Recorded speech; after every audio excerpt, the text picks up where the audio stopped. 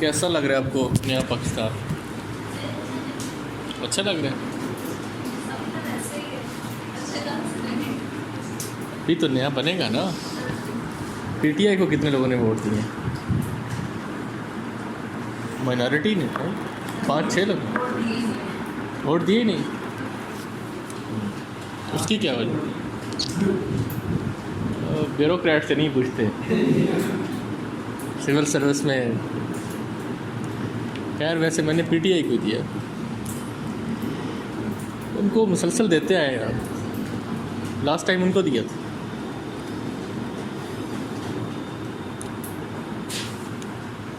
چلے اور کوئی تبدیلی آئے یا نہ آئے, کم از کم ہائر لیول پہ شکلوں کی تو تبدیلی آئے نا. ان کو تو دیکھ دیکھ کے بھی تھک گئے تھے. مطلب ہمارے کچھ سینئر سول سرونٹس ہیں جو ہمیں لیکچر دینے آتے ہیں, تو پچھلے دنوں ایک بتا رہے تھے کہ یار when I was assistant commissioner, تب بھی میرا جو چیف منسٹر تھا وہ شہباز شریف تھا. اب میری سروس 2 سال رہ گئی ہے اور میں سیکٹری ہوں, اب بھی شہباز شریف. ٹھیک, تو لوگ جو ہے وہ تنگ تو آ گئے تھے.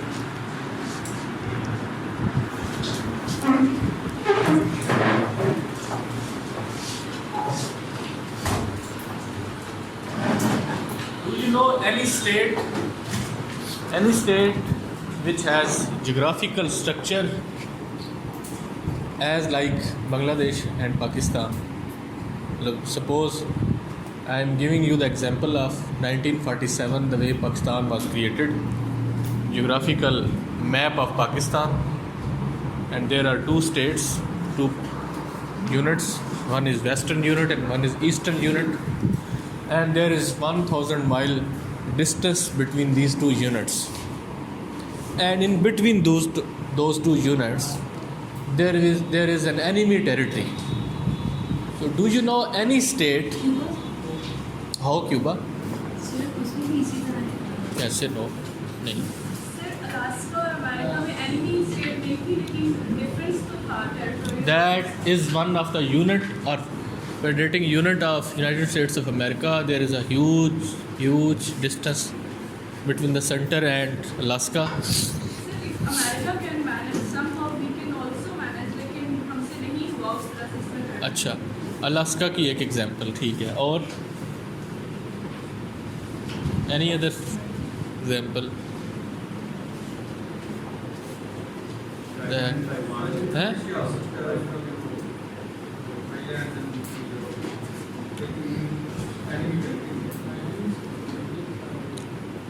ٹھیک, اور اس طرح کی کوئی unique state with unique regions?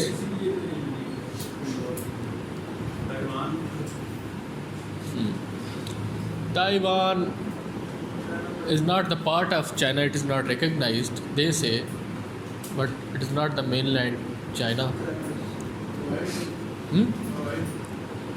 Hawaii itself is the part of America, but wo within American territory hai. There is no in between, there is no enemy territory. ٹھیک, اور کوئی ایگزامپل؟ سر ایریٹریا اور ایتھوپیا کے درمیان میں جو major dispute تھا, وہ ایریٹریا بھی اس کی جو ویسٹرن کس کے درمیان؟ ایریٹریا اور ایتھوپیا افریقہ, وہ ایریٹریا بھی اس کی ویسٹرن سائڈ والے جو تھا اس پہ کلیئر کر رہا تھا, جو کہ اب کنسیلیشن ہو گئی ہے ان بٹوین بوتھ. تو یہی تھا ہمارے درمیان بھی کہ ہم بھی آج کنسیلیشن ہو سکتی تھی بٹوین پاکستان, بنگلہ دیش اور انڈیا. اچھا, when there are 2 units which are attached with each other and both these units have different history, have different level of social and political consciousness, and at the same time both these 2 units have different economic background and economic structures. ٹھیک, and then when we talk about Bengal, which was the gateway to East India Company, the first province which came under the occupation of British Raj, from 1757, and the very first province where East India Company established its rule. And over the period of time, that rule that was established in East India Company, that became a thin end of the wedge, and it, you can say that it further from one province, there were certain other province, Bihar and Orissa, وہ بھی ساتھ مل گئے, اور وہاں پہ سب سے پہلے East India company laid the foundation of civil administration and started collecting revenue on the behalf of the king, or you can say جو representative of the king from the center. They started collecting revenue. From there we can say that since Bengal اور اس میں کلکٹا, ٹھیک, first time جو ہمارا main interaction ہوا with western civilisation, that was through Calcutta, and Calcutta became the hub of British capitalism, ٹھیک, and emerging British industries as well and emerging British financial institutions. So all the Western economic, social and political ideals that we have gained, that they came through Bengal. So importance of the Bengal in Indian subcontinent since 17th or 18th century should be taken into the context of how over the period of time this interaction with British East India Company and this interaction with the Western world generated certain kind of trends جو بعد میں 1947 میں بھی آپ کو نظر آتے ہیں, and you can also see them in 1905. This interaction with the Western world, both social, economic and political, enhanced level of consciousness, economic consciousness and political consciousness among the peoples of Bengal. There is no denying the fact that when we compare two parts of Bengal, eastern part and western part, eastern part was the most deprived part, and more than 31 million people were living in the eastern part. But at the same time, since majority was living in the eastern part and majority was deprived, this interaction with British East India Company, their collection of revenue from Bengal, ultimately created a landed aristocracy in East Bengal. ٹھیک, ایک land lord class produce کی, اور over the period of time in 19th century this interaction with East India Company also created a capitalist class. ٹھیک, so there were three kind of classes in that Bengal. That was ایک Britishers, second capitalist, newly emerging capitalist class of the Western Bengal, and third a landlord class. So overall جو social, economic اور political جو domains ہیں, جو structure ہے, ان کے اوپر یہ class آ گئی تھی. 1905 میں all of sudden, although Curzon was not the first man to propose such kind of reforms, administrative reforms of dividing it into two parts due to various administrative problems. And since that partition was considered as a death blow to Indian nationalism that had not emerged at that time, ان کو یہ گما ہوا کہ this is one tactic of British Raj of dividing and ruling the indigenous people. So that may be a strike against newly emerging Indian nationalism, and the center of this Indian nationalism was Bengal. اور میں نے آپ کو partition of Bengal میں بتایا تھا that how this partition of Bengal led towards various social, economic and political consequences. Outcome اس کی کیا تھی? Among the Muslims, creation of Muslim League and Shimla deputation, such kind of things, and then Minto Male reforms. And among the Hindus, it created a wedge between Hindus and Britishers, huge protest against such kind of division that ultimately put a pressure on the British Raj in 1911 میں annulment who. But this annulment, وہ جو مسلمانوں کو پہلی بار یہ فیل ہوا that this was the first administrative decision of the Britishers which was ultimately in favor of Muslims, اور بعد میں انہوں نے اس کو خود ہی انل کر دیا. دھوکہ. And this disenchantment ultimately led us towards Pakistan and certain other demands of the Muslim. اور اس کے ساتھ ساتھ ہندو مسلم یونٹی کا بھی کنسیپٹ آ گیا. بٹ یہاں پہ بھی اگر آپ دیکھیں there were two parts, East Bengal and West Bengal. Britishers felt this that East Bengal is being neglected and deprived, and this province as a whole is unwieldy. بہت بڑا پروونس ہے, انڈیا کا سب سے زیادہ ریونیو بھی یہاں سے کلیکٹ ہوتا ہے, کیونکہ ریپرزنٹیٹیو انسٹیٹیوشن سب سے پہلے یہاں سے انٹروڈیوس ہونا سٹارٹ ہوئے. یہ گیٹ وے تھا ان تمام چیزوں کا. سو لیول آف پولیٹیکل کانشیسنیس بھی یہاں پہ سب سے زیادہ تھی.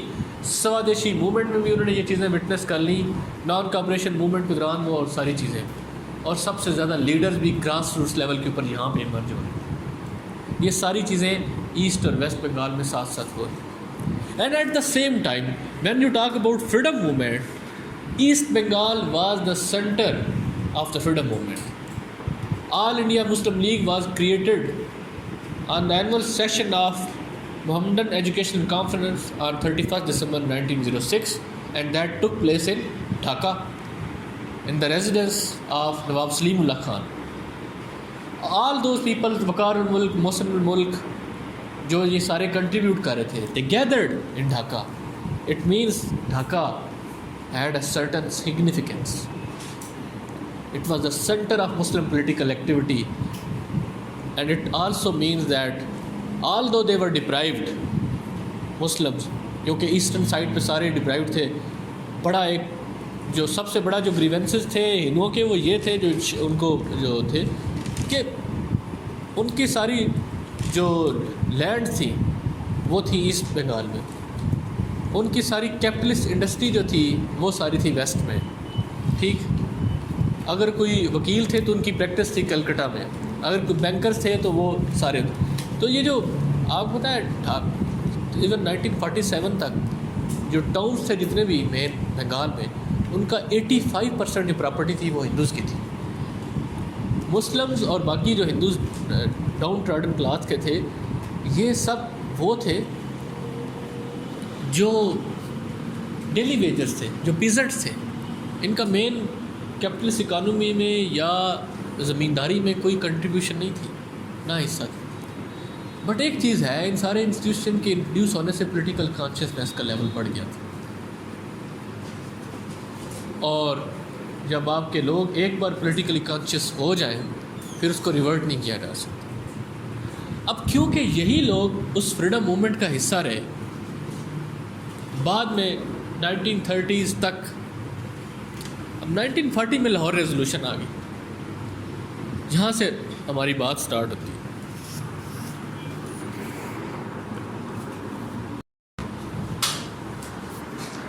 جو پارٹس انڈیا کے اس فریڈم موومنٹ میں لیڈ کر رہے تھے, ہم ساری چیزوں کا نا تھوڑا اس ٹاپک, کیونکہ ایسٹ پاکستان ہم کر رہے ہیں تو ہم تھوڑا ڈارٹس جو ہے ان کو ساتھ ساتھ ہمیں کنیکٹ کرنا ہے کہ اوریجن کیا تھا, بیسیکلی پرابلم کا اوریجن کیا تھا. اور پھر ایک اکثر اس میں کوشچن آ جاتا ہے کہ was this inevitable, this one of the most painful tragedy of 20th century in which allegedly millions perished and millions were raped allegedly. تو کیا واز دس ٹریجڈی انیویٹیبل, یا اس کو بچایا جا سکتا تھا, یا there were certain fundamental problems in the origin of the making of Pakistan, the way it was artificially created and it was bound to happen, and we can not dissect it from year to year as a whole event if we don't know the fundamental problems in its origin. So one that we must know before dissecting East Pakistan, that which were the stakeholders who were leading this movement of freedom of Muslims in the subcontinent. The main leadership that was leading this movement was from central provinces, UP and CP alone. Because minority is always fearful, minority is always doubtful and apprehensive towards majority. And when Muslims felt that they are going to suffer from this principle of majoritarianism, and ultimately in 1937 they witnessed and they saw with their own eyes that what will be the consequences of this majority in United India when British will leave this country.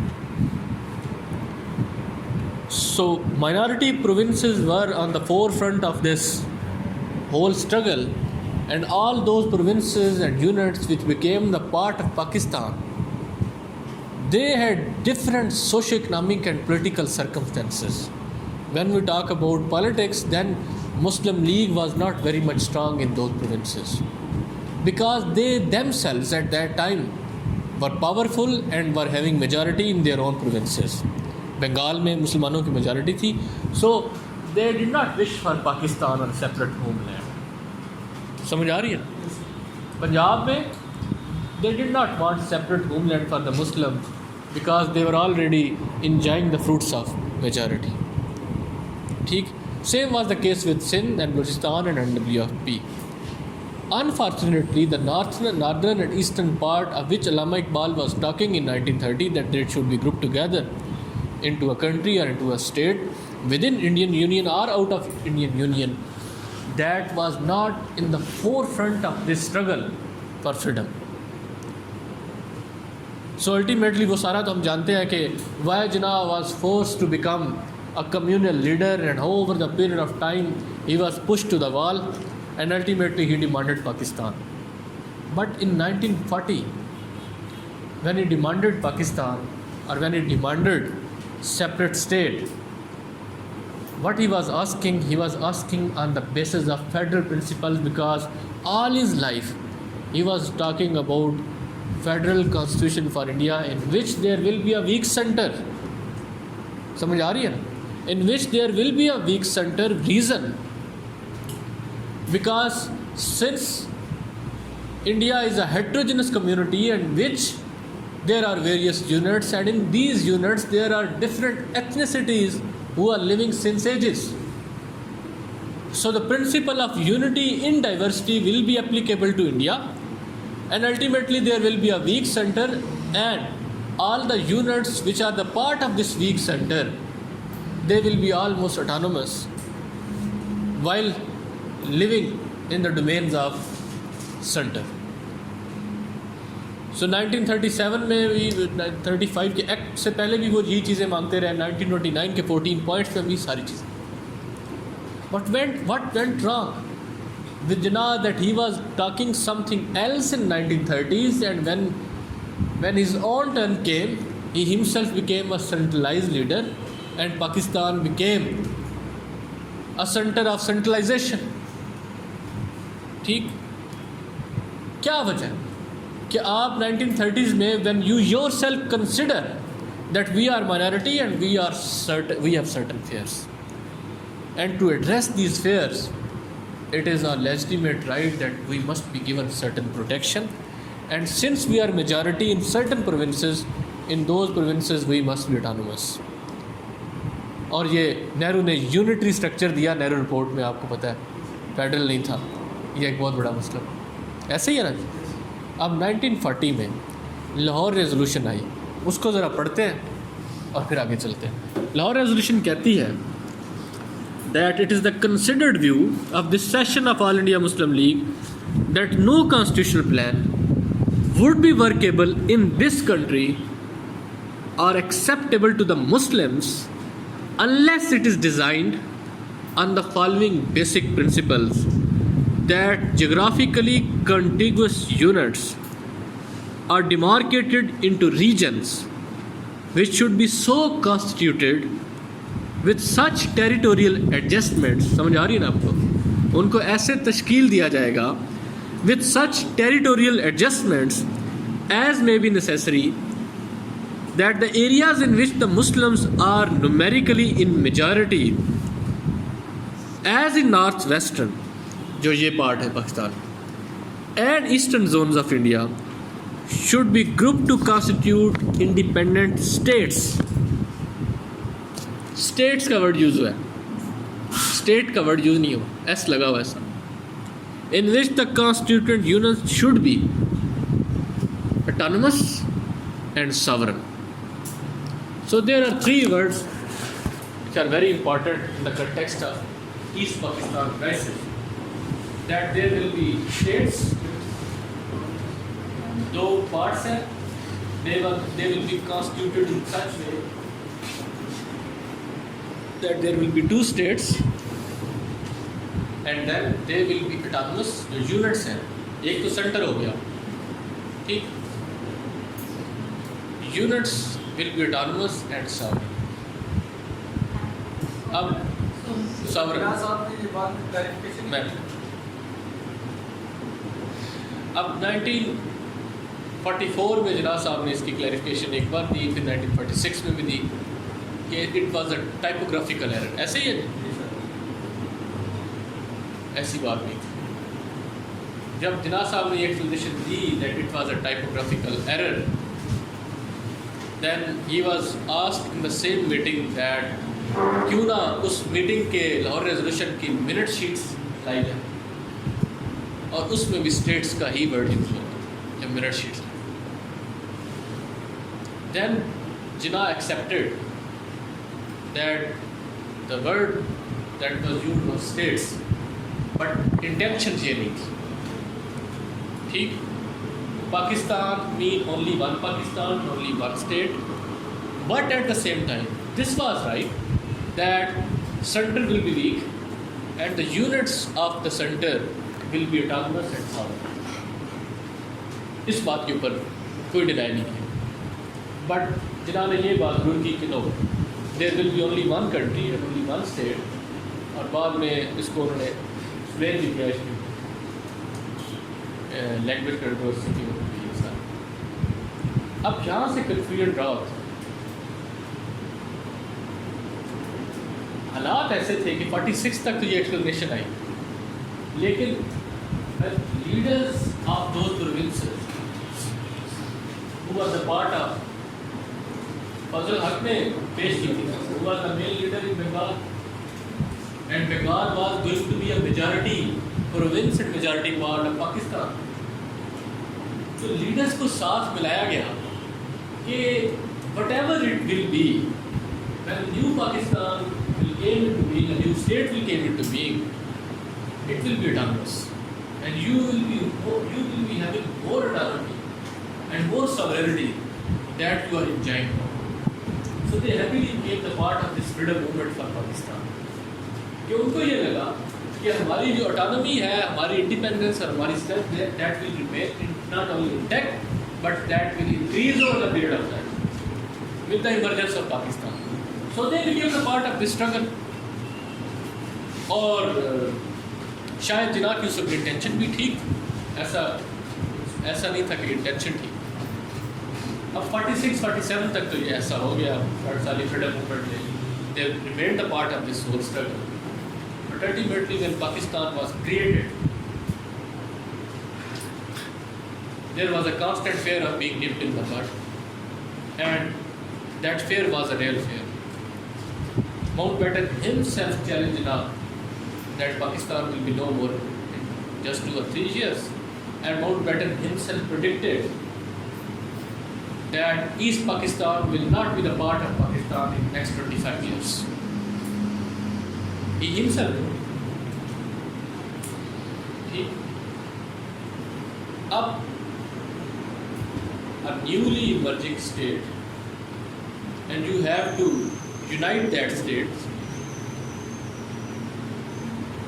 It is a very unique state, unique not only in its region, unique also in the context of its freedom, and there was nothing common between the two wings of Pakistan, socially, economically, politically, geographically, and topography also. Everything was different. They were socially marginalized, economically deprived, politically less representative but more conscious, and unfortunately they were also majority.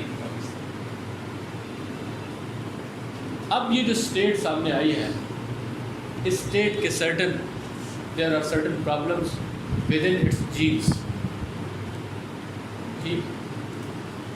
and there are threats to its existence, and we tried to avoid these threats, and we tried to create unity in those ethnic groups which had become the part of the state, and now gathered certain pieces, 5 or 6 ethnic groups.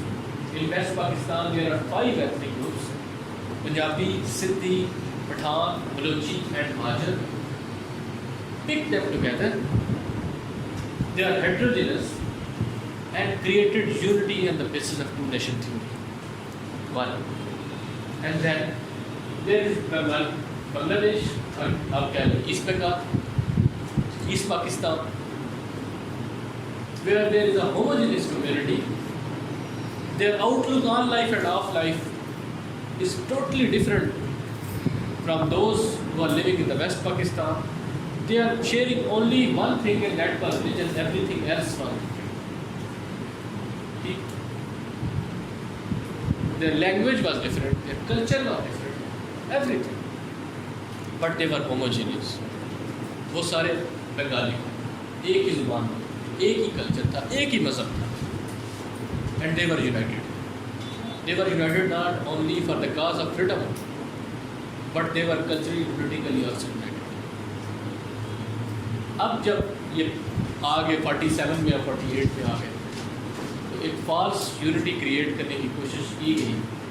And that was also a quest or a wish of the leadership that unity can be created only on the name of Islam, and that was tried to create.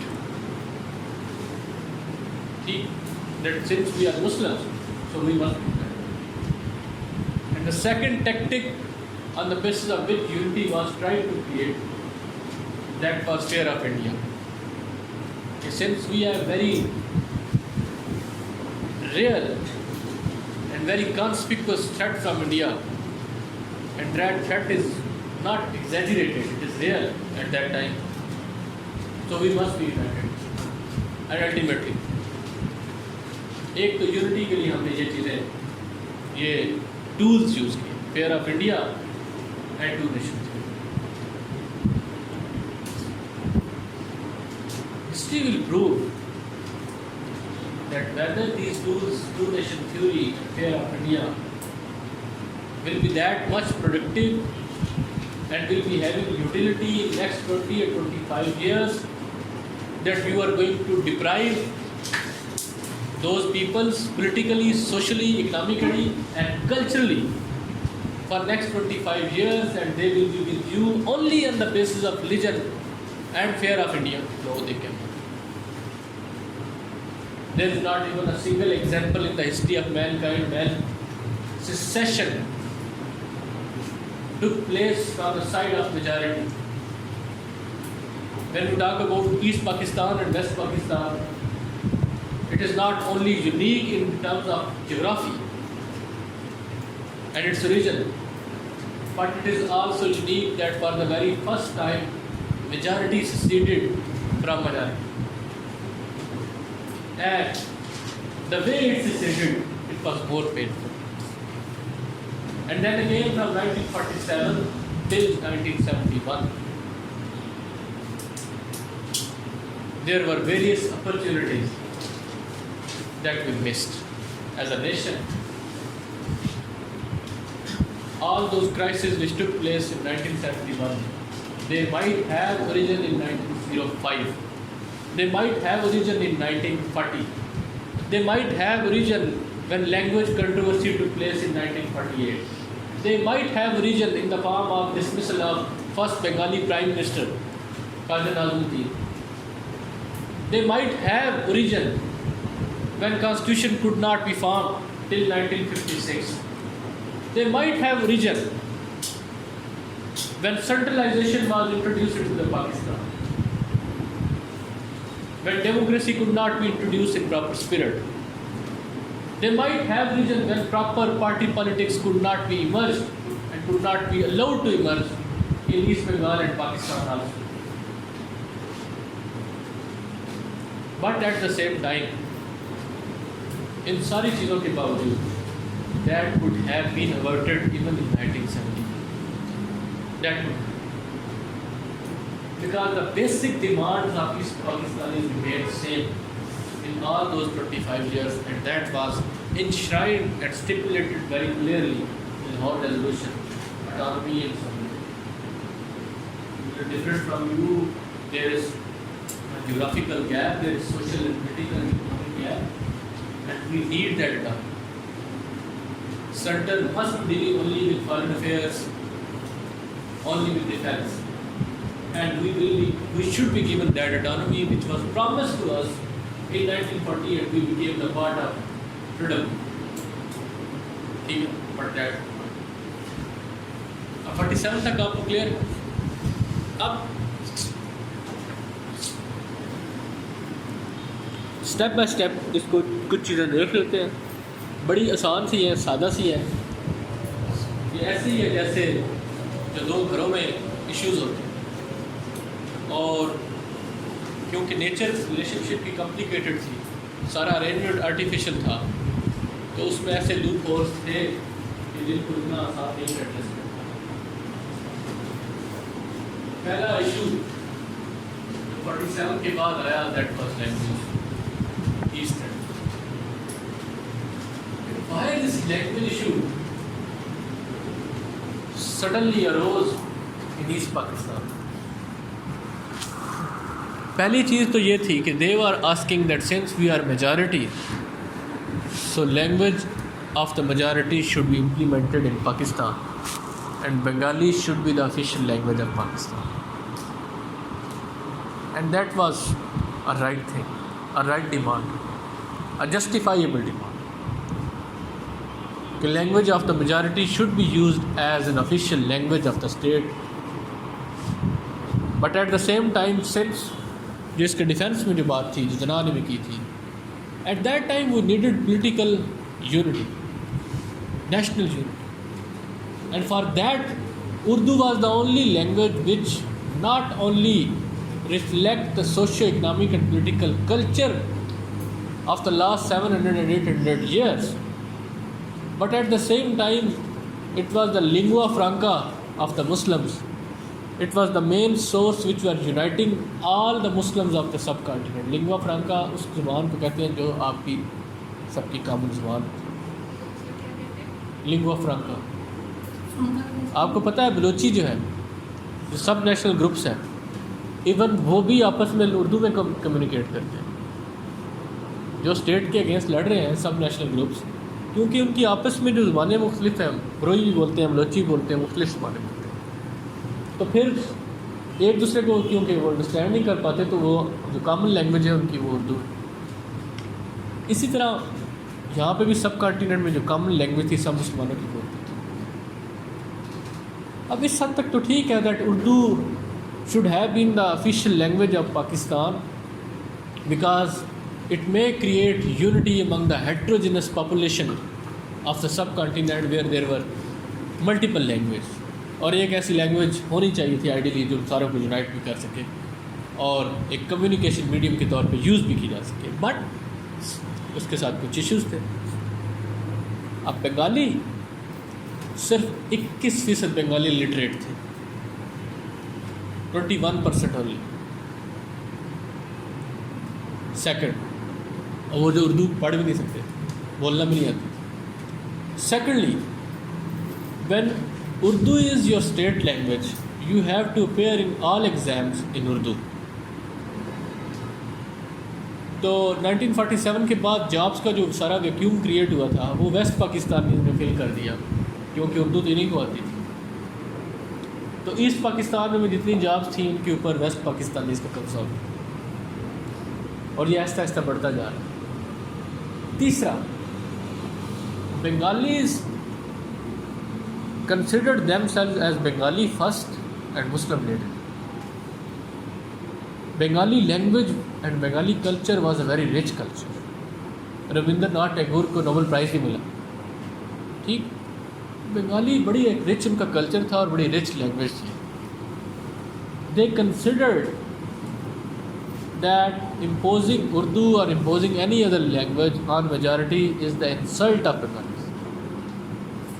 ٹھیک, and it is against their fundamental rights. So demand was legitimate, response was not legitimate. اب اس کے اوپر government نے heavy ہینڈڈنیس کا مظاہرہ کیا. جناح نے ان کو کہا کہ ویسے تو official language it should be Urdu, but if you say that Bengali should also be the part also be the official language and it should be recognised by the state of Pakistan, تو یہ بات کسی حد تک ٹھیک ہے. جنہوں نے اس حد تک ان کی یہ بات ایکسیپٹ کی تھی. بٹ 1952 تک یہ معاملہ دبا رہا. 1952 میں بیسک پرنسپلز کمیٹی نے رپورٹ پیش کی جس میں بنگالی کو as a official language of the state was not accept ہی نہیں کیا. جب اس کو official language of the state accept نہیں کیا گیا تو وہاں سے بنگالی نے پروٹیسٹ اسٹارٹ کیا. جب پروٹیسٹ کیے, اب مین وائل اس سے پہلے بھی یہ انسیڈنٹ ہوتے رہے. خواجہ ناظم الدین کو کہا گیا کہ آپ اس ایشو کو سیٹل کریں, and he could not handle it well. ٹھیک, نیگوشیٹ کریں, and he could not negotiate well. Khawaja Nazimuddin was considered as a weak leader, and he was always considered as the representative of the centre, not the representative of the Bengalis. ٹھیک, he I think he was West Pakistani but he was settled in Calcutta. ٹھیک, اور بعد میں asset Bengal میں settle.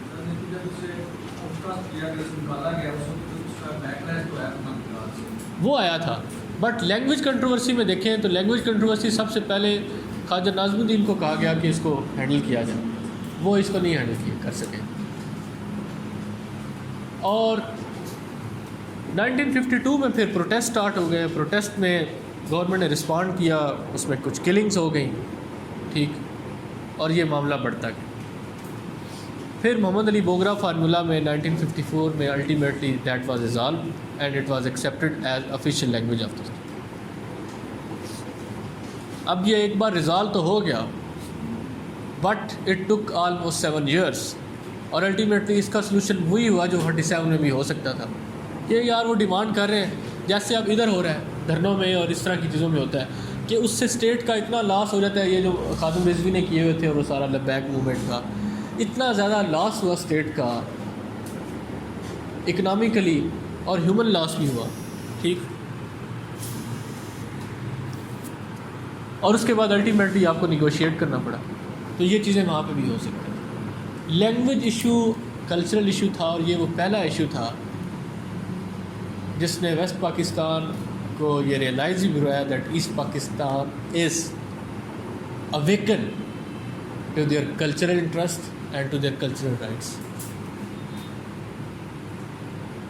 یہاں تک سمجھ آ گئی. تو یہ پہلی کنٹروورسی. اب اس کے بعد دوسری سادہ سی باتیں ہیں.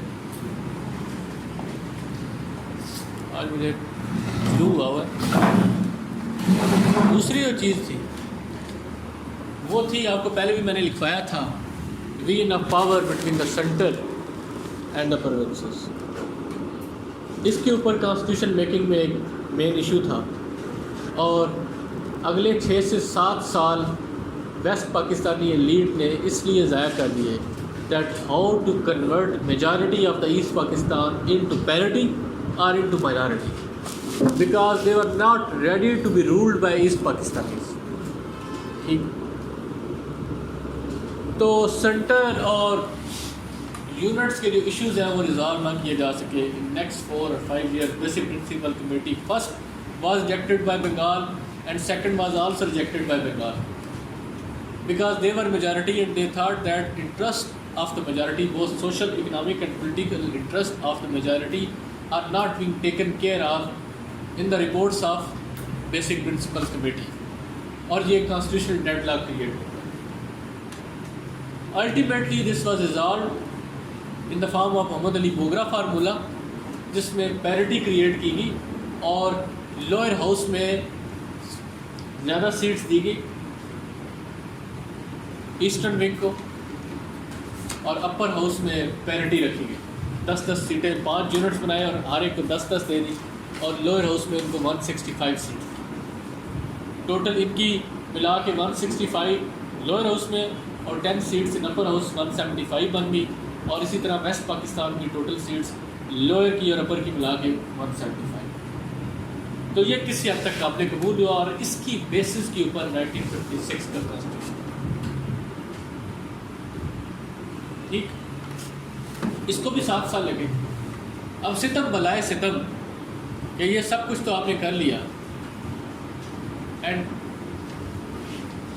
Constituent Assembly is almost able to complete constitution making process in last 7 or 8 years and ultimately Constituent Assembly was dissolved. Reason that Constituent Assembly had taken away all those powers from Governor General through which he dismissed the Ministry of Nazimuddin, and this dismissal of the Ministry of Nazimuddin also witnessed certain backlash and negative consequences from this part. سمجھ آ گئی نا یہ political. اس کے ساتھ ساتھ ایک اور بڑی وجہ جس کو آپ سائیکولوجیکلی فیل کرتے ہیں وہ یہ تھی کہ آپ کو باہر سے رول کیا جائے. You are out of the frying pan into the fire. کہ پہلے آپ کولونائز تھے and you had been colonise for last 200 and 300 years.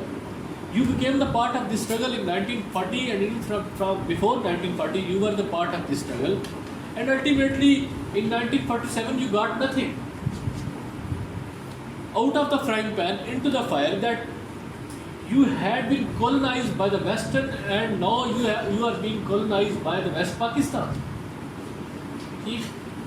So ultimately they were more apprehensive that now their own people are colonizing them. ٹھیک, ایک جو majority ہے پھر وہ یہ چاہ رہی ہوتی ہے کہ میجارٹی کا رول بھی ہو, ڈیموکریٹک رول بھی ہو. الیکشن بھی نہیں ہو رہے, کانسٹیٹیوشن میکنگ ہی نہیں ہو رہی, آربیٹرینس ہے, چند بیوروکریٹس رول کر رہے ہیں. ٹھیک, ویسٹ پاکستانی مہاجر ایلیٹ کا ایک ڈومیننس کریٹ ہو گئی سینٹر میں جو کہ رول کری, اور وہ مہاجر ایلیٹ جن کی بیس پولیٹیکل بیس نہ ویسٹ پاکستان میں ہے اور نہ ایسٹ پاکستان میں, they are migrated. Out of 101 civil servants صرف 18 ایسٹ پاکستان سے, جبکہ ہونے مور دین 50 چاہیے, اور ان میں ٹاپ کا بیوروکریٹ ایک بھی نہیں, 2-3 سے زیادہ نہیں. In 1955 there were only 1 secretary from East Pakistan and more than 30 from other. اور نیچے لیول کے اوپر دیکھیں اور ڈپٹی سیکرٹریز کی بات کریں, there were more than 540 from West Pakistan and only 40 from East Pakistan. ٹھیک, آرمی کے اندر دیکھیں تو پوری اس کا خیر ایک بیک گراؤنڈ ہے. 1857 میں جب یہ جنگ ہوئی تھی تو جو ریبلز تھے ان میں جو مین ریبلز تھے وہ ایسٹ بنگال رائفلز تھے. تو گورنر نے فیصلہ کیا آج کے بعد ان کو آرمی میں ریکروٹ ہی نہیں کرنا, یہ مستی کرتے ہیں تو ان کو ریکروٹ ہی نہیں کرنا. ایک تو انہوں نے ریکروٹمنٹ بند کر بنگالیز کی. دوسرا یہ کہ یہ جو ایریا ہے ان کو مارشل ریسز آ رہا ہے, تو مارشل ریسز سے انہوں نے بہت زیادہ recruitment. Over the period of time جب 1947 میں آئے تو بنگالیز کی پریزنس پاکستان آرمی میں بہت کم. They were just 1 to 5%. اور ٹاپ آفیسر میں کل سارے آفیسر میں صرف ایک بریگیڈیئر تھا اور ایک کرنل تھا. باقی ہائر لیول کے اوپر آپ کیا بات کریں، سارا ویسٹ پاکستان. ان ساری چیزوں نے ان میں یہ ایک سینس آف ریسنٹمنٹ کریٹ کیا کہ it is the West Pakistani civil bureaucracy and military elite that is ruling them. And ultimately it is just only the change of faces from Britishers to their own people جو اب role ہے. یہاں تک بات یہ. اس کے ساتھ ساتھ جو ایک اور ڈیولپمنٹ ہوئی وہ یہ ہوئی کہ آپ کی فریڈم موومنٹ لانچ کی تھی 1906 میں مسلم لیگ نے. Muslim League was considered as the main party in the subcontinent and in 1940 مسلمانوں کی جو نمائندہ جماعت تھی. ویسے تو کانگریس تھی. 1940s Jinnah transformed himself into a sole spokesman اور مسلم لیگ کو اس نے ایک largest organisation which is the only representative of the Muslims except والیا اور 1946 کی الیکشن میں یہ بات پروو بھی ہوئی. اب مسلم لیگ کے ساتھ یہ پرابلم تھا کہ 47 کے بعد it could not emerge as a national democratic political party. It could not transform itself from a political movement into a political party. Muslim league کا فرض یہ تھا کہ وہ نہ صرف ایسٹ پاکستان کو بلکہ باقی 3-4 یونٹس کو یونائٹ کرتی اور ایک نیشنلسٹ پارٹی کے طور پہ ایمرج کرتی. بٹ مسلم لیگ وہ ڈیوٹیز فلفل نہ کر سکی کیونکہ مسلم لیگ کے اوپر بھی ان لوگوں کا قبضہ تھا جو کہ زیادہ تر مائیگریٹڈ تھے. اب جناح صاحب نے بھی کہا تھا کہ there should be only one party, جو کہ نہرو نے 30s میں کہا تھا کہ there are only 2 parties, one is Britisher and the second is Congress. اسی طرح Jinnah that death to Muslim League is death to Pakistan, یہ انہوں نے مسلم ہے. بٹ مسلم لیگ وہ جو اپنے فنکشنز تھے وہ پرفارم کر ہی نہیں پا رہی تھی. یہی وجہ ہے کہ فیکشنز کریٹ ہونا سٹارٹ ہو گئی ود ان مسلم لیگ. ٹھیک. اور یونائٹڈ فرنٹ کے نام سے مختلف پارٹیز اکٹھی ہو کے انہوں نے بنگال میں الیکشن لڑا 1954 میں. And ultimately Muslim League could get only 10 seats in East Bengal. یہاں سے ان کو یہ پتہ چلنا سٹارٹ ہوا کہ ایسٹ پاکستان ہمارے ہاتھوں سے جا رہا ہے، کم از کم یہ مسلم لیگ کے ہاتھوں میں نہیں.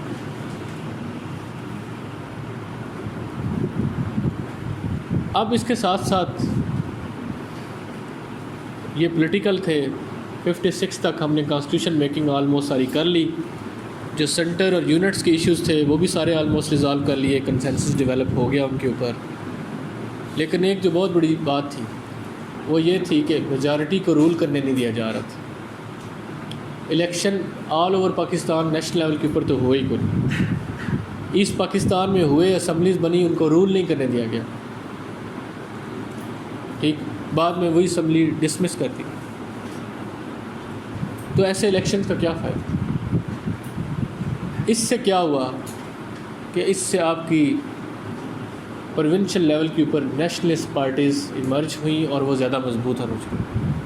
اور over the period of time Muslim league کی امپورٹنس بھی کم ہو گئی اور مسلم لیگ کی کمانڈ بھی اوور آل پاکستان میں کم ہوگی، اس کی پریزنس بھی کم ہوگی، اس کی ریپرزنٹیشن بھی کم ہوگی. اور the last nail in the coffin was put by Sikandar Mirza who created Republican Party. West Pakistan میں کچھ پارٹیز کے لوگوں کو اکٹھا کر کے مسلم لیگ کو ختم کر دیا اور ریپبلکن پارٹی بنا دی. ریپبلکن پارٹی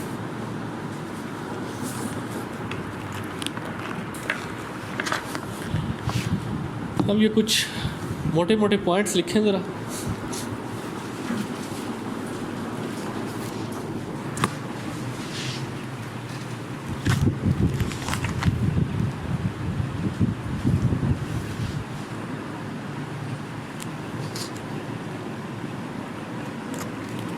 پہلا، from Plassey to partition, میں نے یہ آپ کو بتا دیا.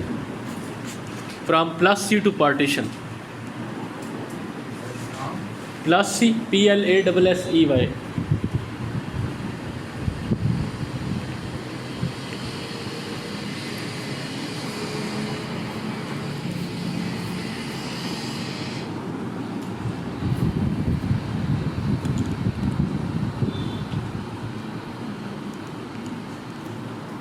اس کے بعد from partition of Bengal to Lahore resolution.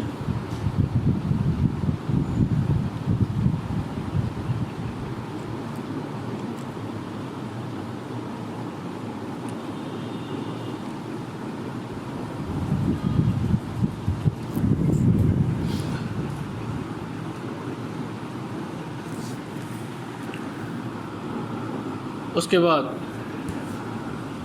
Constitutional imbroglio EMBROGLIO and early problems of the state, اس کے اوپر بھی بات ہوگی.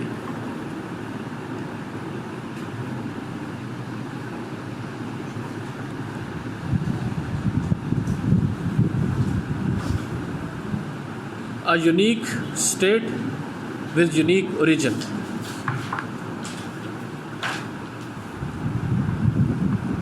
اس کے اوپر بھی بات ہو چکی.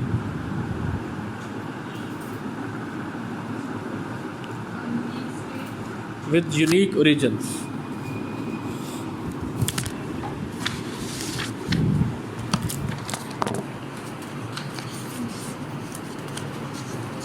اس کے بعد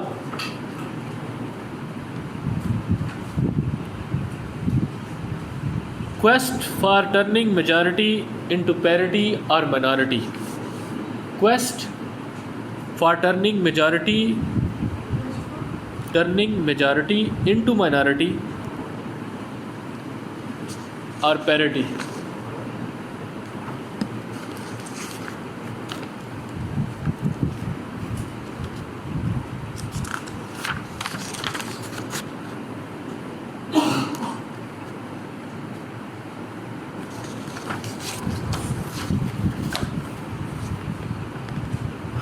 اس کے بعد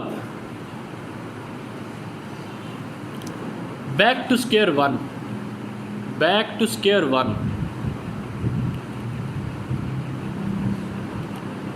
اس کے نیچے لکھے from fear of Hindu majority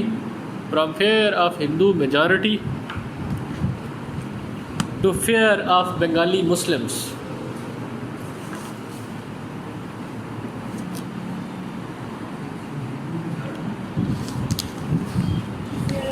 To fear of Bengali Muslims.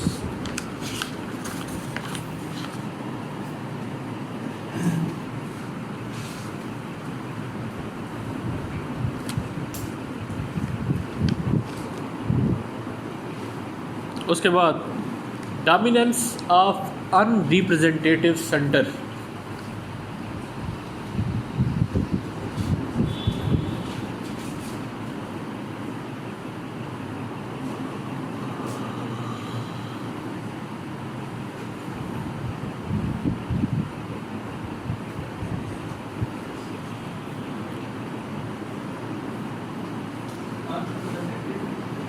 Centre. اس کے بعد Muslim League and reluctance for elections. Muslim League and reluctance for elections.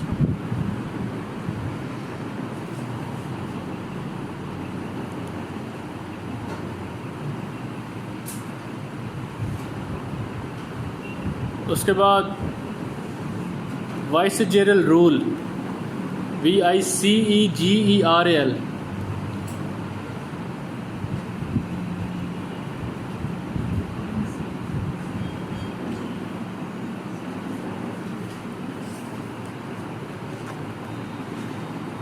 اس کے بعد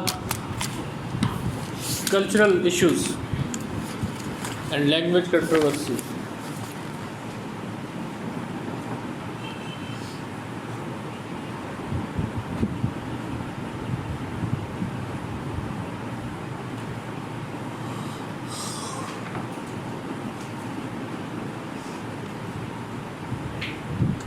اس کے بعد ریپرزنٹیشن ان آرمی.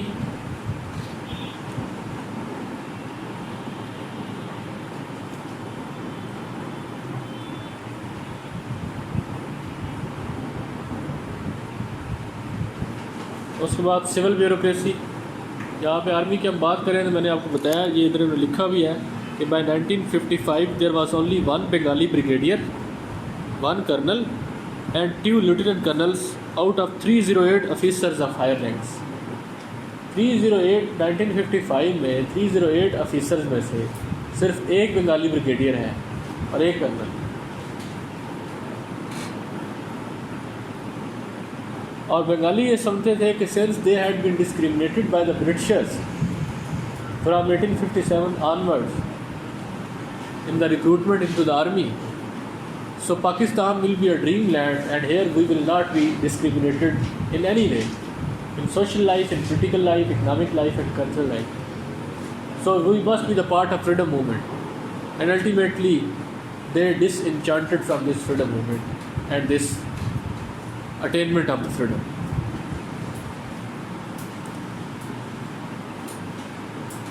اس کے بعد economic deprivations.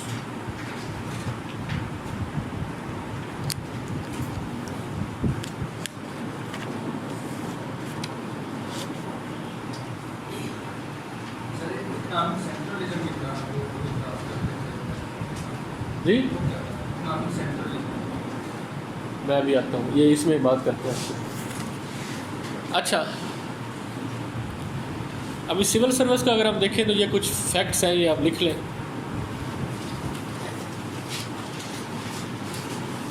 By mid 1950s out of top 740 civil servants only 51 were Bengalis. Top 741 میں سے 51 بنگالیز تھے۔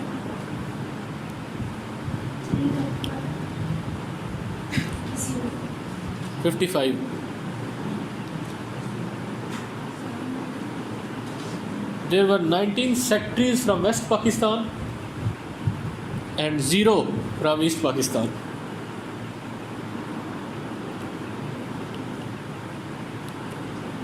"19 secretaries from West Pakistan and 0 from East Pakistan.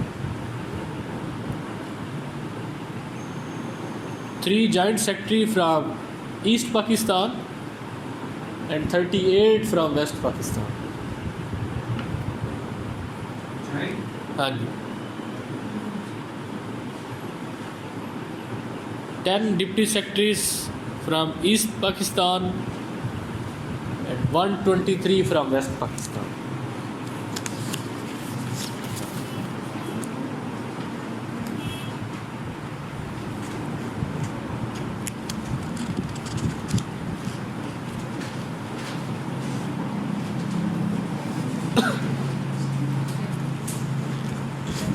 ابھی 55 میں اگر ہم آرمی کی بات کریں تو lieutenant general 0 from Bengal and 3 from Pakistan.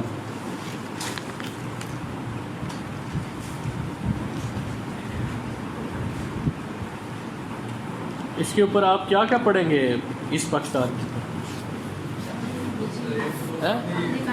ایک آرٹیکل میں نے بھیجا تھا نا، چلیں آپ زیادہ نہ پڑھیں، صحت کے لیے برا ہوتا ہے۔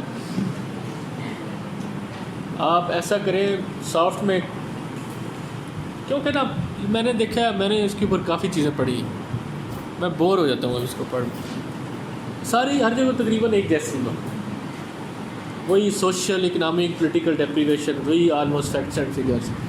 اس آرٹیکل میں جو فیکٹس اینڈ فگرز ہیں وہی اس میں ہیں، وہی میں نے پڑھے ہیں او بی جونز کی بک سے، آئی آف دا اسٹار، وہی اس میں ہے، وہی میں نے جو آپ کو آرٹیکل سینڈ کیا اس میں بھی آلموسٹ۔ تو آپ ایک وہ آرٹیکل جو میں نے سینڈ کیا تھا چھوٹا سا وہ، اور یہ او بی جونز کی جو بک ہے ٹھیک، آئی آف دا اسٹار، اس میں تقریباً 40 سے 45 پیجز ہیں، یہ آپ پڑھ لیں۔ میں نے شیئر کیا آئی آف دا اسٹار۔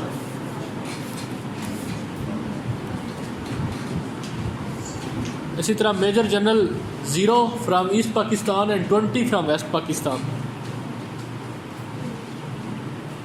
اور brigadier 1 from East Pakistan and 34 from West Pakistan.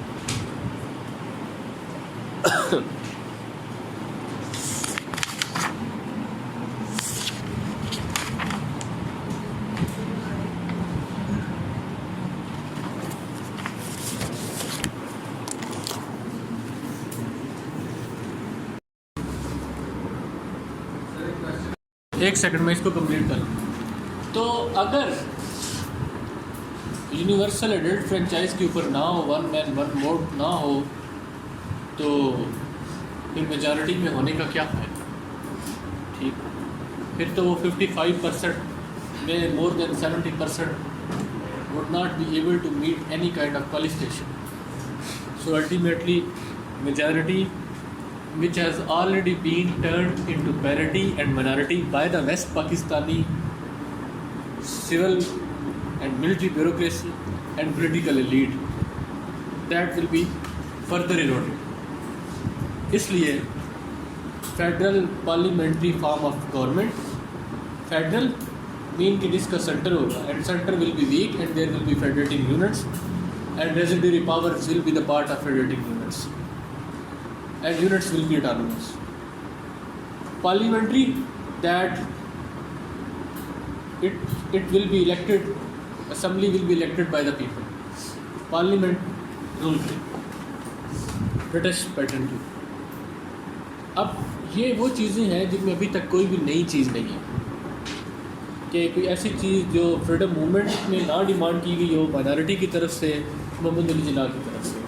اب 1947 کے بعد اگر سینیریو چینج ہو گیا ہے, اگر انسیکیورٹی ہے, اگر علی پرابلمس ہیں اسٹیٹ کے, دیٹ ڈز ناٹ مین کہ آپ میجارٹی کو ان تمام چیزوں سے محروم کر دیں جو مسلسل وہ مانگتے آ رہے ہیں. بٹ ایک لمٹ ہوتی ہے. when you have been constantly pushed to the wall, the more you will push them, ultimately they will come out. They will break all the walls. اور وہ پھر ہوا. یہ وہ کہتے ہیں نا کہ it was the last straw which broke the camel's back. ٹھیک, from 1947 language controversy, then dismissal of assassination of Liaquat Ali Khan کے بعد dismissal of Nazim Uddin ministry, and then dismissal of Constituent Assembly itself, then abrogation of the first constitution which was made by the untiring effort of 9 years, and then first martial law imposed by General Sikandar Mirza, and then intrusion of military into politics, and then a 1962 presidential constitution in which the mandate of the East Pakistan was not given due consideration, and then political suppression of the East Pakistani people, marginalization of their leaders through various political tactics, through various instruments. کبھی سروردی جیسے leaders جن سے بڑا کوئی patriot نہیں تھا, جس سے زیادہ کسی کی کنٹریبیوشن نہیں تھی, جس سے بڑا کوئی نیشنلسٹ لیڈر نہیں تھا پاکستان. ٹھیک, اس کی گورنمنٹ 7 ماہ میں 8 ماہ میں ڈسمس کر دی. تو ان ساری چیزوں کا الٹیمیٹلی آؤٹ کم یہ 6 پوائنٹ کی فارم میں نکلنا تھا. 4th point, the power of taxation and revenue collection shall vest in the federating units. سوال کون کر رہا تھا, بتائیں.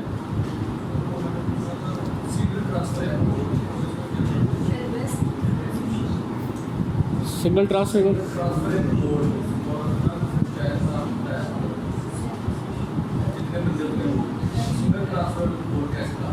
اس میں ایک پوری وہ لسٹ ہوتی ہے. ٹھیک, اس میں میرا خیال ہے, اب ایگزیکٹلی تو مجھے نہیں پتہ, لیکن پولیٹیکل سائنس میں پڑھا تھا کہ ایک لسٹ وہ اس کے بعد اگر وہ نہ الیکٹ ہو تو اس کے بعد وہ فردر دوسرے کے اوپر شفٹ ہو جاتا ہے. ایسے ہی ہے نا, کوئی آپ لوگوں نے پڑھا ہوگا. چلے میں آپ کو کلیئر کر دوں گا, مجھے تھوڑا ٹائم دیجیے, میں اس کو پڑھوں گا. مجھے بھی اس کو پڑھے ہوئے کوئی 10 سال ہو گئے میرے پاس. The power of taxation and revenue collection shall vest in the federating units, and federal center will not have such power.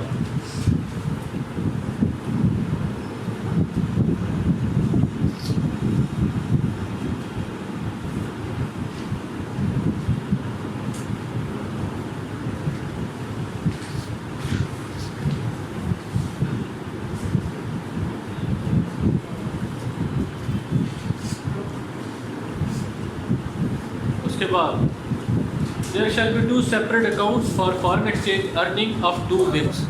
5واں,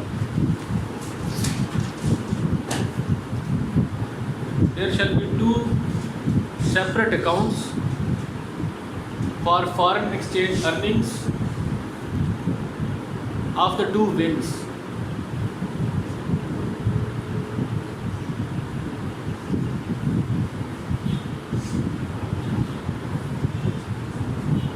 And each region will be controlling its own account. Foreign exchange earnings.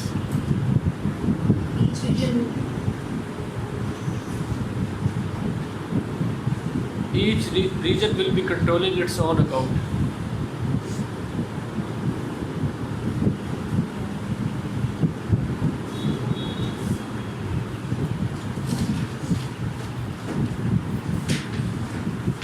اس کے بعد لکھیں گے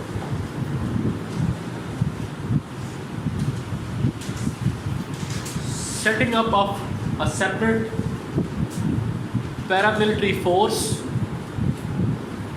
for East Pakistan.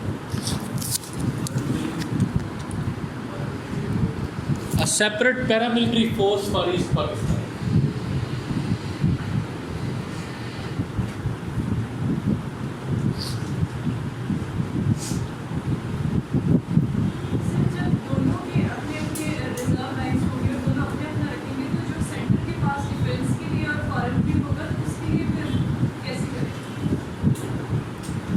یہ آگے اس کی detail میں آپ کو لکھوائی نہیں، اس میں لکھی ہوئی ہے.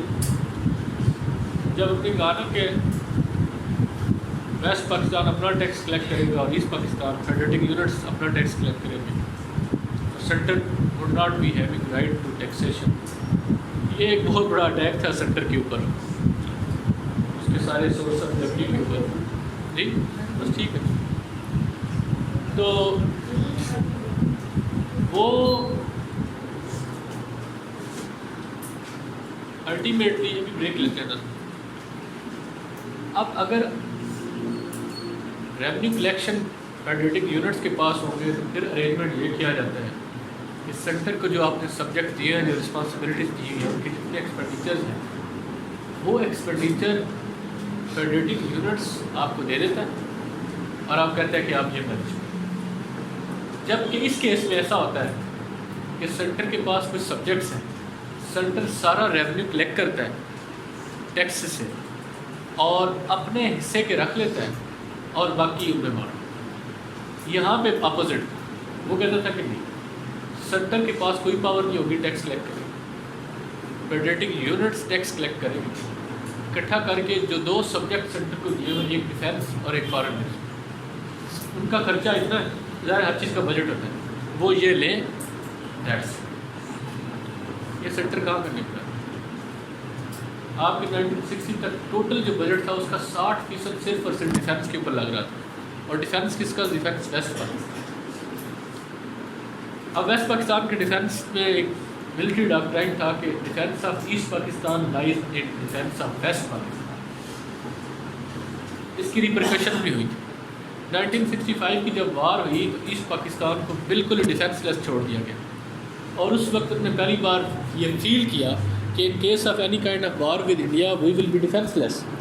کیونکہ ویسٹ پاکستان کا جو ڈیفینس کا ڈاکٹرائن ہے that is against the interest of the defence of East Pakistan.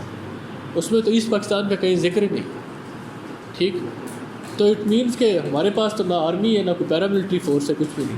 اسی تناظر میں انہوں نے کہا کہ ایسٹ پاکستان کی ایک سیپریٹ پیراملٹری فورس یا ملیشیا ہونا چاہیے جو کہ in case of need East Pakistan کی ڈیفینس کر سکے، because we felt very vulnerable during the war of 1965.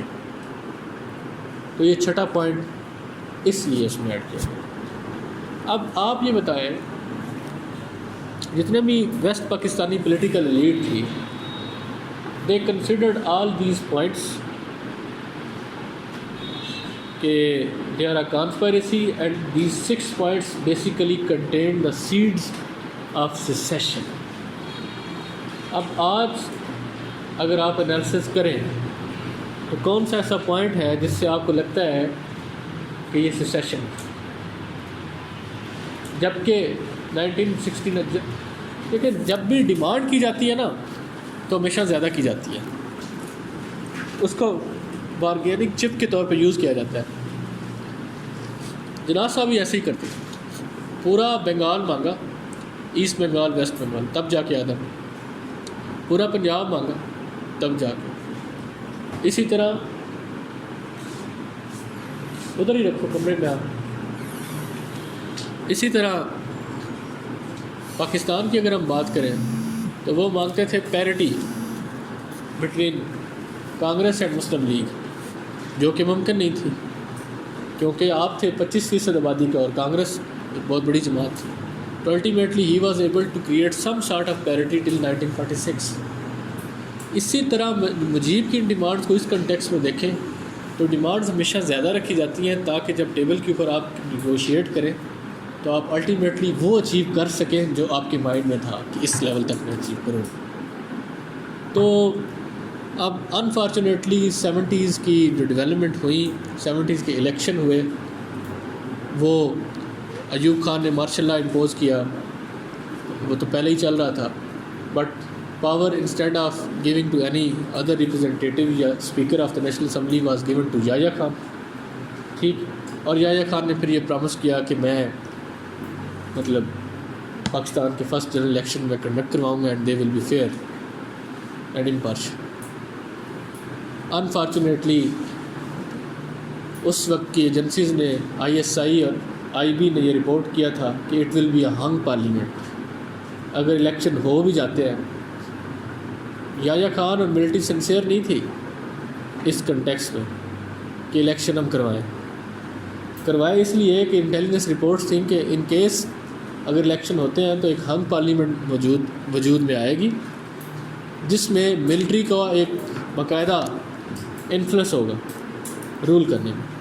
تو اس میں کوئی حرج نہیں، لہٰذا الیکشن ہوئے 1970 کے. اس سے پہلے آپ کو پتہ ہے کہ ایکیوٹ ریجنلزم پہلے ہی تھا ویسٹ اور ایسٹرن ونگ میں. سوشل اکنامک پولیٹیکل ڈفرینسز اپنے ہائٹ کے اوپر پہنچے ہوئے تھے.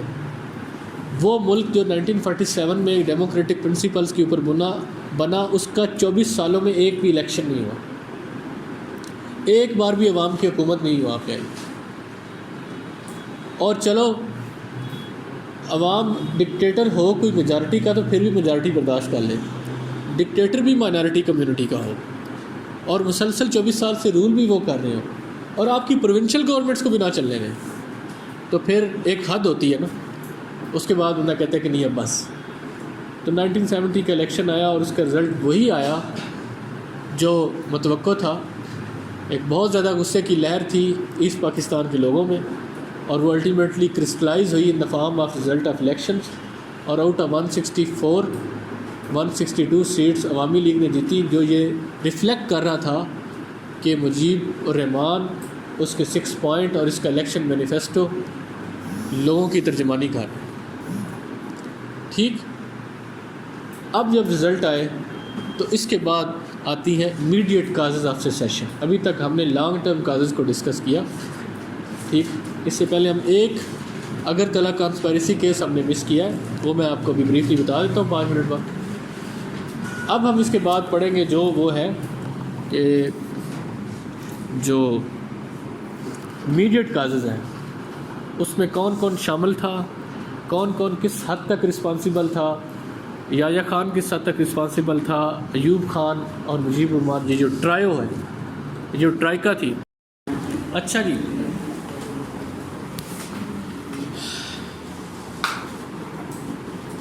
ابھی تک کی اگر ہم بات کریں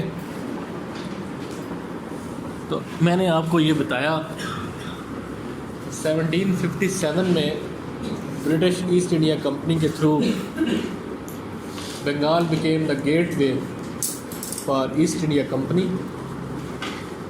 and at the same time it was the beginning of introduction of Western economic and political doctrines into the subcontinent.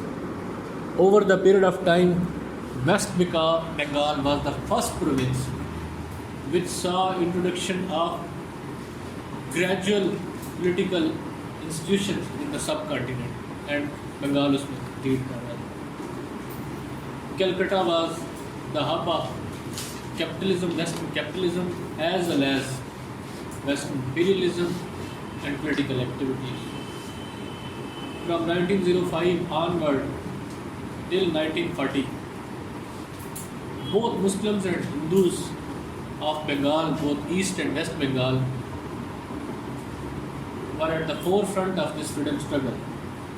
However, certain episodes that took place in West and East Bengal in the form of partition of Bengal and then annulment of that partition created a certain level of political consciousness among those masses, much more than the masses of other units. They became the part of this struggle and they remained the part of this struggle, the struggle for Indian freedom, 1940s now. But after 1940, when Lahore Resolution was given with those three words, that's separate autonomous states, اور جو کہ sovereign بھی they will be constituted, and that kind of Pakistan was promised by Jinnah. And then in 1946 he clarified that I was talking about only one Pakistan, one state, not two states, but units will be autonomous or they will be given maximum powers, but they will be under the umbrella of center. And from 1947 onwards we witnessed certain kind of existential threats from India, and we feel very paranoid, and all those promises which had been made in last 10 or 20 years, they shattered into pieces, because at that time survival for our own existence was more necessary than giving any promises of democracy or representation of the people or giving more center or units more powers. So at that time, preservation of the state became the primary responsibility of all the leaders, not decentralization or keeping all those promises which had been made in 1940 in the form of Lahore Resolution. So a strong center came into being, and the chief purpose of this center was defense of East and West Pakistan. So since there was a constant fear of India, due to constant threat of India, that constant fear united us against India, and along with that we also utilized help of two-nation theory to cement 6 ethnic groups that constituted state of Pakistan. Along with that, we already know that that state was very unique state. There was not a single state in last 300-200 years which had been created in that way. One, and which had an enemy territory of 1,000 miles between two states, and in those two wings of newly born state, there was one part that was completely homogeneous, with same culture, with same religion, and a 22% Hindu minority, and there was another wing in which there were 98% Muslims, and there were 5 ethnic groups collected by Muhammad Ali Jinnah artificially on the name of Islam. He mobilized them, ultimately employed them for the purpose of creating Pakistan, and when Pakistan created, the same Jinnah is saying that you are free to go to your mosque and you are free to go to your temples. In this state of Pakistan, everyone is equal under the rule of law. So a new state with its new problems and two wings. So over the period of time, in next 1 year, certain issues developed, and the first most important issue at that time was language, and along with language there was another issue which we had discussed previously, and that was issue of religion. Objective resolution and opposition to that objective resolution by all the minority leaders of East Pakistan. All Hindus opposed this introduction of religion into politics. But that took place after the death of Jinnah on 12th of March 1949. So, religion was again used to create unity. Language was the first issue, and it was resolved next 4 or 5 years, but it made them realize that culture is important for us. It may not be important for you, but our language is important for us. Because by introduction and imposing of Urdu language upon us, we have been deprived of all the administrative posts, which are inalienable and legitimate right, being the part of the population of East Pakistan. So ultimately, in 1954, that was dissolved. There was issue of power between center and provinces, and that took almost 7 years. Mahajar dominated political and bureaucratic elite started to control East Pakistan from the very beginning. They had no representation in civilian bureaucracy. They had almost no representation in military bureaucracy, in judicial bureaucracy, and at the same time they had no representation at the center, in which Mahajar political elite was dominant. They had two prime ministers, one Nazmuddin, which was always in the favor of center, and one was Muhammad Ali Bogra, which had been transplanted, who was an ambassador, belonged to East Bengal, and transplanted by Mullah Ghulam Muhammad just to address certain apprehensions of East Pakistan that you have certain kind of representation.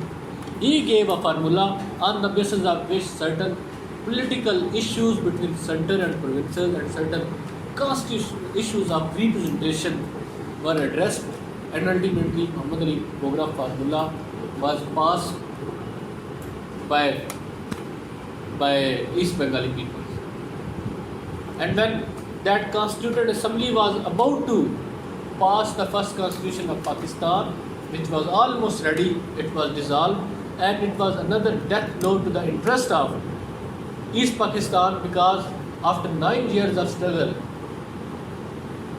they had been able to formulate a constitution, and they were seeing a ray of hope that in the light of this constitution, a new government will come on the basis of new election, or ultimately majority will rule. But that did not happen, और ultimately इसकी जगह martial law आ गया, सिकंदर मिर्ज़ा, और सिकंदर मिर्ज़ा के बाद अयूब खान.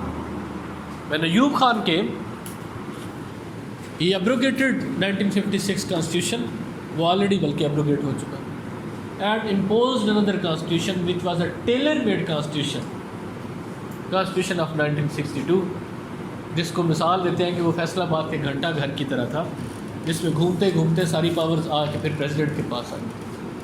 तो centre was dominant, and Ayub himself said that democracy is not suitable for the peoples of Pakistan, for the peoples of East Pakistan and West Pakistan.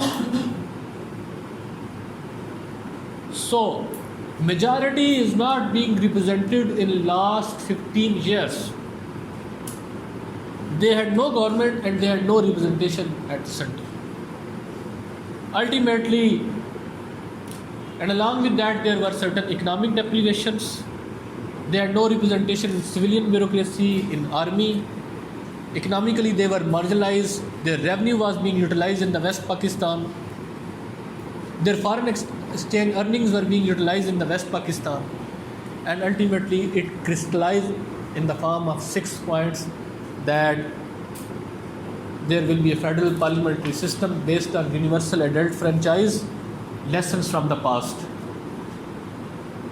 Second, क्या था? There will be only 2 subjects, lessons from the past, 1935, 1927, 1928, 1929. ठीक? 1946 cabinet mission, 1942 Cripps mission, हर एक में ये चीज़ें आपको नज़र आती हैं. And then there will be 2 currencies, and if there will be no 2 currencies, there will be 1 currency, and there will be federal reserves that will be managing regional reserves. और उसमें ये होगा कि फ्लाइट ऑफ कैपिटल नहीं होगा, transfer of capital नहीं होगा, east Pakistan का ईस्ट पाकिस्तान का, वेस्ट पाकिस्तान का वेस्ट पाकिस्तान, बट ऐसे जैसे 2 भाई अलग अलग रहेंगे हम sir. And fourth was taxation. Centre नहीं करेगा, यूनिट्स करेंगे, यूनिट सेंटर को देंगे कि ये आप ऐसे करें. And separate paramilitary force, because we felt very defenseless in 1960. So there was no as such seeds of secession, but at the same time these 6 points were negotiated. On the basis of these 6 points, Mujibur Rahman went into election, and ultimately that was a landslide victory in 1970s. अब since that was against the expectation of West Pakistani bureaucracy and West Pakistani military elite, so they were not ready to transfer powers. They were not ready to be ruled by East Pakistanis, and particularly they were not ready to be ruled by Mujibur. Secondly, conspiracy theories تو ہوتی رہی, but ایک ایسا incident ہوا جس کو یہ pretext کے طور پہ یوز کرتے ہیں. They were ready to bug a meeting of Mujibur Rahman with his associates, with his party members. ایک کچن کیبنٹ ٹائپ میٹنگ تھی جس کو بگ کیا انٹیلیجنس ایجنسیز نے, اور جس میں مجیبر رحمان یہ کہہ رہا تھا کہ let me win the elections, after winning elections I will be tearing away LFO legal framework order جو جائزہ نے لیا, and I will make the constitution the way I would like to, and my chief aim is the creation of بنگلہ دیش.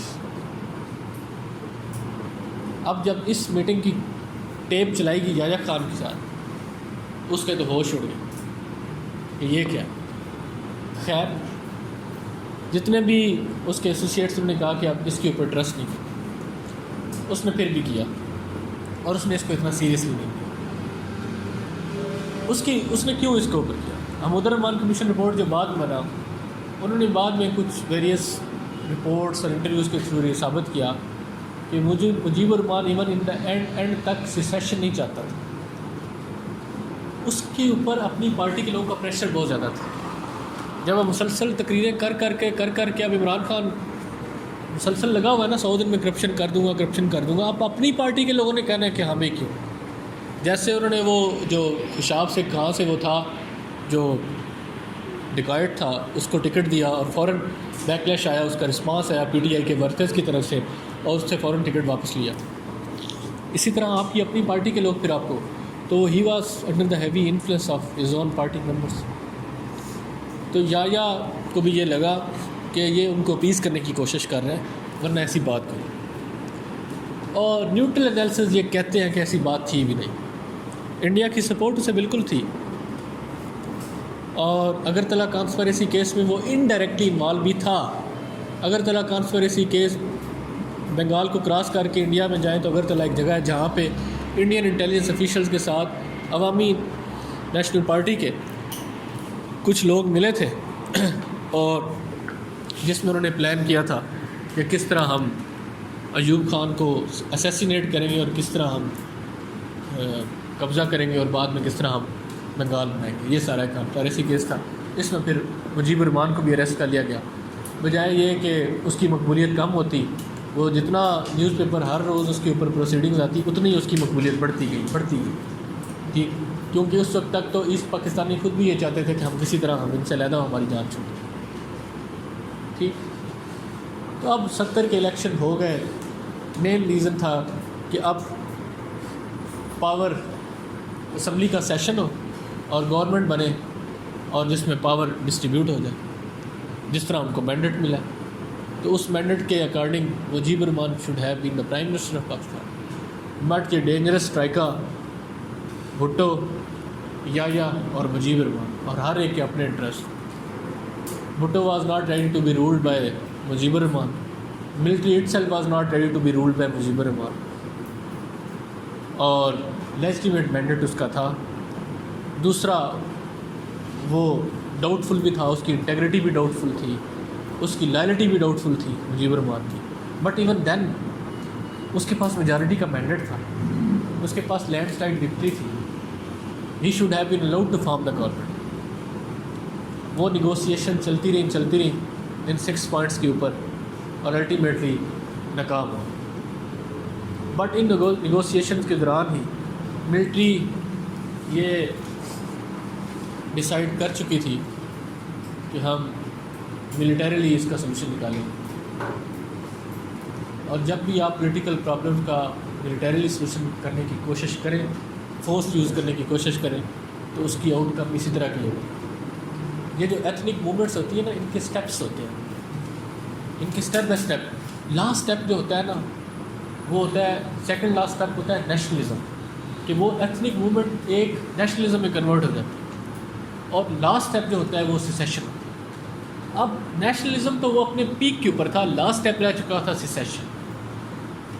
تو جب آپ نے promise کر کے 3 مارچ کا اسمبلی کا سیشن نہیں کیا تو الٹیمیٹلی پروٹیسٹ سٹارٹ ہو گیا ان ایوری نک اینڈ کارنر آف بنگال۔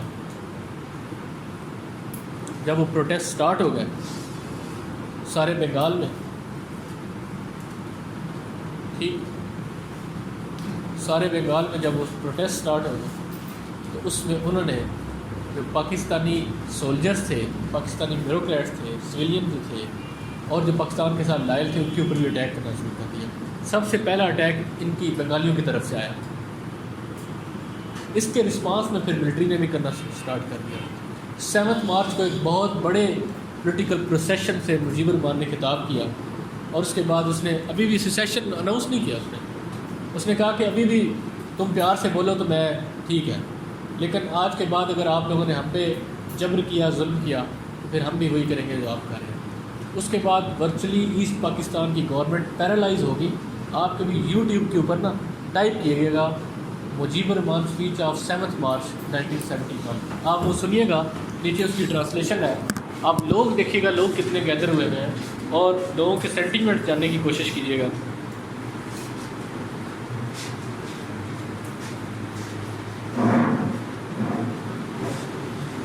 یہ سلسلہ چلتا رہا اور 25 مارچ کو آپریشن سرچ لائٹ اسٹارٹ کر دیا، باقاعدہ طور پر ملٹری نے انٹروین کر دیا، اور اس کے بعد سول وار اسٹارٹ ہوا۔ اس سول وار میں رپورٹڈلی نیشنل میڈیا آلموسٹ 10 ملین لوگ مائیگریٹ کر کے گئے ٹوارڈز انڈیا۔ مین وائل انڈیا نے سچویشن کو ایکسپیکٹ کرنا اسٹارٹ کر دیا۔ مفتی بائنی نام کا گروپ جو ہے انہوں نے کریٹ کیا، اس کو ٹرین کیا، اور اس کو ٹرین کر کے پھر دوبارہ انٹرنیٹ کیا، اور پروپیگنڈا میں بھی اس نے بہت زیادہ کیا۔ انٹرنیشنل لیول کے اوپر بھی انہوں نے پاکستان کو بالکل ایلیمنیٹ کر دیا۔ یہ ساری چیزیں ساتھ ساتھ ہوتی رہی، اور 7 سے 8 ماہ کے عرصے میں نومبر میں انڈیا نے باقاعدہ طور پہ انٹروین کر دیا اس پریٹیکسٹ کے اوپر کہ جو ریفیوجیز ہیں انہوں نے انڈیا میں ڈسرپشن کریٹ کر دیا ہے، اور اس کے ساتھ ساتھ ایک ہیومن کرائسس بھی ہوتی ہے۔ انڈیا نے نومبر 1971 میں کر دیا، اور ود ان نیکسٹ 20 days ہم نے 16 دسمبر 1971 کو سرنڈر کیا۔ اب سوال یہ پیدا ہوتا ہے کہ رسپانسبل کیا 16 دسمبر تک اس کو اوائڈ کیا جا سکتا تھا یا نہیں کیا جا سکتا، کیا اس سے پہلے کیا جا سکتا تھا؟ ہم نے جو ٹرین مس کی وہ 3 مارچ کو ہم نے مس کی، دوسری جو ٹرین ہم نے مس کی وہ 7 مارچ کو مس کی۔ اس کے بعد ہم نے 25 مارچ تک مسلسل غلطیاں کی، اس سے پہلے کی غلطیاں الگ ہیں۔ 1971 تک ہم نے وہ ساری صورتحال، وہ ساری سچویشن کریٹ کی، اور 25 مارچ کو جب ہم نے سب سے بڑی غلطی یہ کی کہ ہم نے باقاعدہ طور پہ ملیٹریلی انٹروین کر دیا East Pakistan, and we started killing around, and we killed in thousand, we killed in thousand. India کہتا ہے کہ ہم نے 30 لاکھ لوگ مار دیے، ٹھیک، انٹرنیشنل میڈیا کہتا ہے 10 لاکھ، اور لاکھوں کی تعداد میں ہم نے ریپ کیے پاکستانی آرمی نے ایسٹ پاکستان۔ بٹ بات یہ ہے کہ یہ ایک ہیومن کیٹاسٹرافی تھی، اور پھر اس سے پہلے ایک اور بھی ہوا ہے۔ اکتوبر میں الیکشن ہونے تھے 1970 میں، اکتوبر میں وہاں پہ سائیکلون آ گیا، ٹھیک، اور ویسٹ پاکستانی گورنمنٹ نے، ملٹری نے اس کو بھی اتنا سیریس لیا، اور اس نے بھی الیکشن میں بہت اہم رول پلے کیا۔ 5 لاکھ لوگ مارے گئے، اور اس کو سیریس لیا سائیکلون میں، ٹھیک۔ تو اب جب یہ سارے کرائسس ہوئے تو جو ایگزیکٹ فگرز ہیں وہ تو آج تک کسی کو نہیں پتہ چلا، بٹ ریسنٹلی ایک بک آئی تھی شرمیلا بوس کی، جو سبھاش چندرا بوس کی پوتی ہے، اس کی بک کا نام تھا ڈیڈ ریکٹنگ۔ اس کے مطابق یہ اسٹیمیٹ ہے بٹوین 100,000 and 200,000 اتنے لوگ، یہ کام یہ بھی تو بہت ہے۔ پھر انہوں نے بہاریوں کو جو ہمیں پاکستان کو سپورٹ کر رہے تھے بہت زیادہ مارا، اور ملٹری کے اوپر، سویلین بیوروکریسی کے اوپر، فیملیز کے اوپر، بچوں کے اوپر بہت زیادہ ٹارگیٹس کیے، اور جتنا جس کا ہاتھ پڑتا تھا اتنا اس نے بٹ بات یہ ہے کہ اس میں مین رسپانسبل، سب سے بڑی رسپانسبلٹی جو آج تک میں نے جو پڑھا ہے وہ ملٹری ہے. نہیں تو بہت بات ہے، بات اسٹارٹ ہوتی ہے جنرل ایوب خان سے. جنرل ایوب خان، اس کے بعد جنرل منم خان جو گورنر تھا ویسٹ پاکستان، ایسٹ پاکستان، اور اس سے پہلے ایک جنرل تھا جنرل کاظم، شاید میں اگر ایگزیکٹلی نام مجھے یاد ہے، وہ جب وہاں سے اس کا ٹرانسفر کیا تھا ایوب خان نے، وہاں پہ پروٹیسٹ ہوئے تھے، Kazim please don't go, Kazim please don't leave us as orphan. وہ اتنا مقبول تھا وہاں پہ، اور یہ اس کی مقبولیت ایوب خان کے لیے، اس نے کہا کہ یہ میرے لیے ایک مسئلہ نہ بنے. ٹھیک. پھر جنرل ٹکا خان اور پھر یحییٰ خان. جب 16 دسمبر کو جنرل نیازی سائن کر رہا تھا اس ڈاکومنٹ کے اوپر، سرنڈر کر رہا تھا، اس وقت یحییٰ خان پشاور میں ہاؤس وارمنگ پارٹی کر رہا تھا، ٹھیک، وائن کے ساتھ.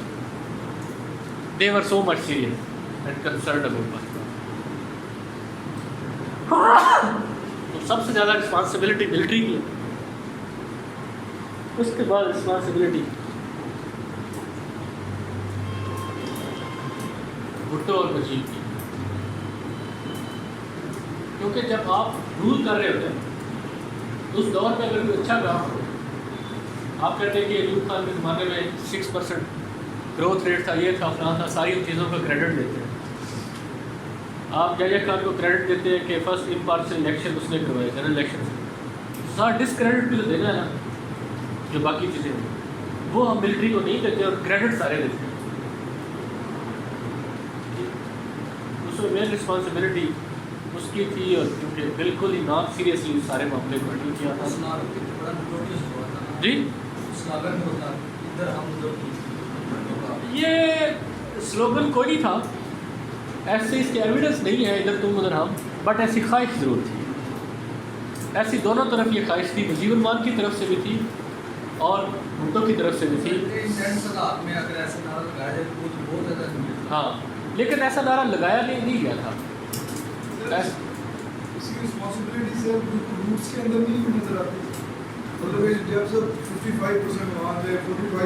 اسی لیے یہ کوشچن آتا ہے نا کہ واز اٹ انیویٹیبل، کیا یہ ہو کے ہی رہنا تھا، ناگزیر تھا، اس نے ہونا ہی تھا.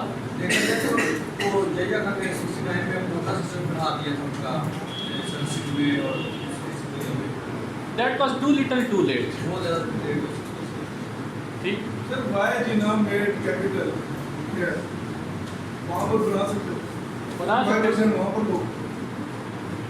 بس وہ کہتے تھے کہ ویسٹ پاکستان ٹیریٹوریلی بھی، جغرافیکلی بھی زیادہ صحیح ہوتا ہے، اور انٹرنیشنل پاور بھی یہی چاہتی تھی. امریکہ نے بھی اس میں ہمیں کوئی سپورٹ نہیں کیا. امریکہ نے صرف ایک اسپیکٹ سے سپورٹ کیا کہ جب اندرا گاندھی نے پلان کر لیا تھا کہ west Pakistan should be cut into half, رہنگر خان سائڈ سے انٹرویو کر دیا جائے، تب رچرڈ نکسن نے بڑی افیکٹو کال کی تھی اندرا گاندھی کو کہ we are with West Pakistan, if you intervene in West Pakistan we will be with West Pakistan, ٹھیک، ڈونٹ کمٹ دس مسٹیک. تو وہ پھر اندرا گاندھی نے نہیں کیا.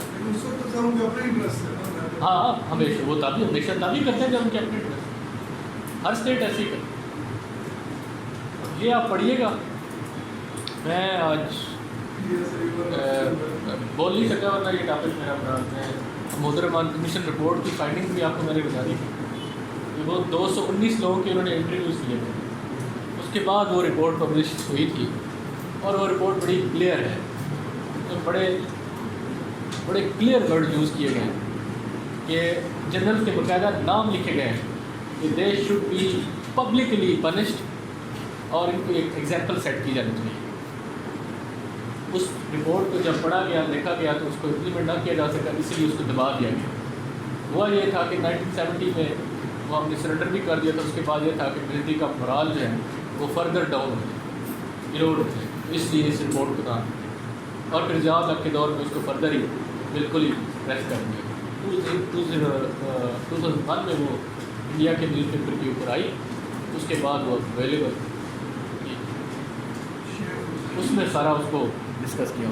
بٹ یہ بالکل بھی انیویٹیبل نہیں تھا. ملکوں اور اس طرح کی اسٹیٹس اور یونٹس کے درمیان ایشوز ہوتے رہتے ہیں.